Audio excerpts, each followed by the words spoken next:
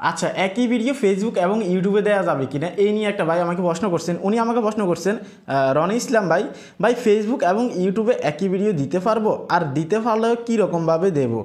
আগে ফেসবুকে নাকি ইউটিউবে? এই সিস্টেমটা সম্পর্কে একটা ছোট ভিডিও দিলে ভালো হতো আজকেই। তো দেখুন, এটা অনেক গুরুত্বপূর্ণ একটা বিষয়। যেহেতু আপনি একটা কন্টেন্ট তৈরি করতেছেন, এটা দুইটা প্ল্যাটফর্ম না, আপনি সব জায়গায় কিন্তু আপনি একবার করে ইউজ করতে পারবেন, কিন্তু এটা সঠিক যে পদ্ধতি আছে এটা কিন্তু অনেকেই জানে না। কেননা অনেক সময় দেখা যাচ্ছে কি আপনি ইউটিউবে ভিডিওটা আপলোড করলেন, তারপর ফেসবুকে আপলোড করলেন, অনেক সময় কিন্তু রিইউজ কন্টেন্ট আসার একটা সম্ভাবনা থেকে যায়।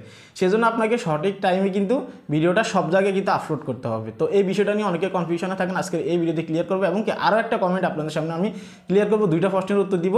যদি আপনি এই চ্যানেল নতুন এসে থাকেন, ভিডিওতে লাইক দিবেন, চ্যানেল অবশ্যই সাবস্ক্রাইব করে দিবেন, ঠিক আছে? তো এখানে আরও একটা প্রশ্ন সেটা হচ্ছে যে একটা ভাই শেখ মোহাম্মদ ইয়াসিন আমাকে কমেন্ট করছে, ভাইয়া ক্যাপকাটের ওইখানে তো আরও দুইটা অপশন আছে। হ্যাঁ, উনি বলতে চাচ্ছে আছে, ঠিক আছে, আচ্ছা ওকে, আসে ফ্রেম রেট আর একটা কোড রেট, এই দুইটা কত রাখবো?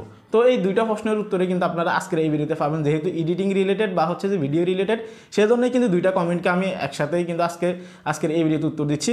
তো এখানে কথা সেটা হচ্ছে যে প্রথমত আসি ফেসবুক। আমি মোবাইল স্ক্রিনে যাচ্ছি, ঠিক আছে? তো আপনারা দেখতে পারতেছেন আমি মোবাইল স্ক্রিনে আসলাম। মোবাইল স্ক্রিনে আসার পর আপনারা সবাই কিন্তু ভিডিও এডিটিং করেন, আমার বিশ্বাস। ভিডিও এডিটিং না করে কিন্তু কেউ আপলোড করে না। তো ভিডিও এডিটিং আপনি যে অ্যাপ থেকে করেন না কোনো সমস্যা নেই।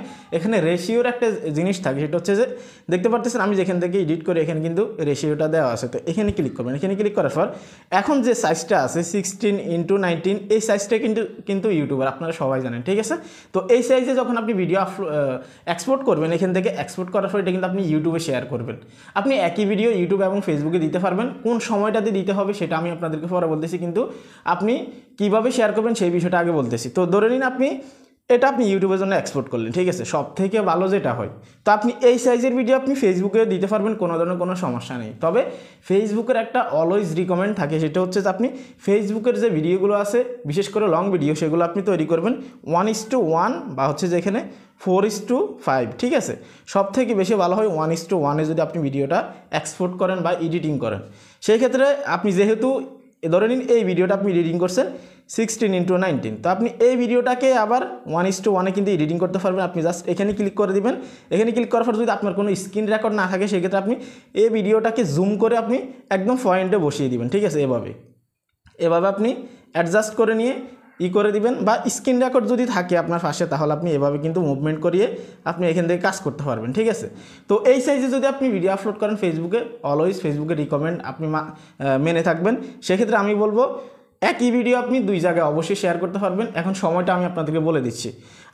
আপনারা অনেকে ভুল করে থাকেন, সেটা হচ্ছে যে আপনারা প্রথমত ভিডিওটা ইউটিউবে শেয়ার করে দেন, তারপর ফেসবুকে অনেক পরে শেয়ার করেন। অনেকে আসেন একদিন পরেও শেয়ার করেন, কিন্তু বিষয়টা এরকম করলে চলবে না। অনেক সময় ফেসবুকে নিয়মকানুন সম্পর্কে অবশ্যই আপনারা জানেন, অযথায় অনেক সময় কিন্তু পলিসি ইস্যু দিয়ে দেয়, রিইউজ কন্টেন্ট বা আনঅরিজিনালিটি কন্টেন্ট দিয়ে দেয়।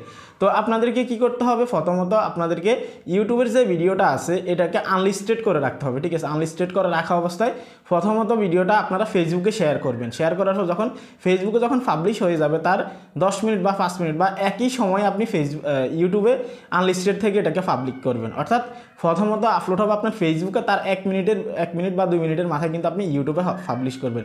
যেহেতু আপনার হচ্ছে যে শিডিউল বা হচ্ছে যে আনলিস্টেডের অপশন আছে, সেক্ষেত্রে আমি আপনাদেরকে বলবো সব থেকে বেশি ভালো হয় যদি দুইটা জায়গায় ভিডিওটাকে আপনি শিডিউল করে রাখেন একই টাইমে।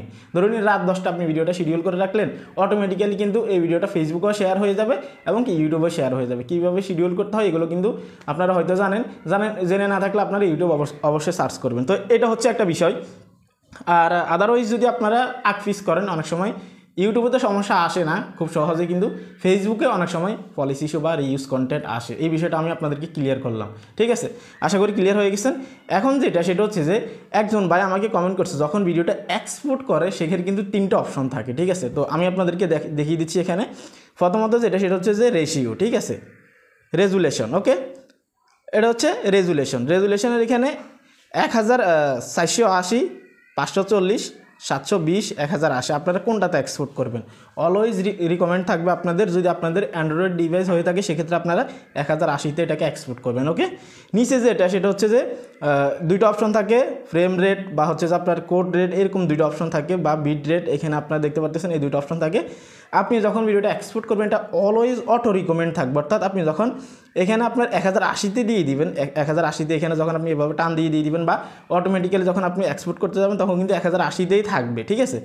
তখন নিচের এগুলোকে আপনাকে কিচ্ছু করতে হবে না, বাড়াতে হবে না, কমাতে হবে না, যেভাবে আছে এভাবেই থাকবে, ঠিক আছে। তাহলে আপনার ভিডিওতে অ্যাডজাস্ট থাকবে, সেক্ষেত্রে এগুলোতে হাত দেওয়া যাবে না, যেভাবে আছে এভাবে থাকবে, রিকমেন্ডেই থাকবে, ঠিক আছে। তো এই দুইটা বিষয় আপনাদেরকে ক্লিয়ার করার জন্য আজকের এই ভিডিওটা আশা করি ক্লিয়ার হয়ে গেছেন। তারপরে যদি অন্যান্য কোনো প্রশ্ন থাকে এই ভিডিও কমেন্ট বক্সে কমেন্ট করেন, বা এই ভিডিওতে যদি আমার রিপ্লাই করতে কোনো ধরনের কোনো সমস্যা হয়, আপনাদের বুঝতে কষ্ট হয়, এখনই কমেন্ট করুন। ভালো থাকবেন, সুস্থ থাকবেন, আল্লাহ হাফেজ।